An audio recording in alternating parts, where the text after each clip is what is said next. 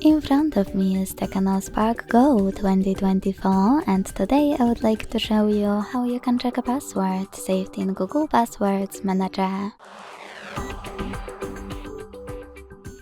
Begin by launching Settings and scrolling down to access Users and Accounts. Then hit this gear next to Google under Autofill service and tap on Google Password Manager.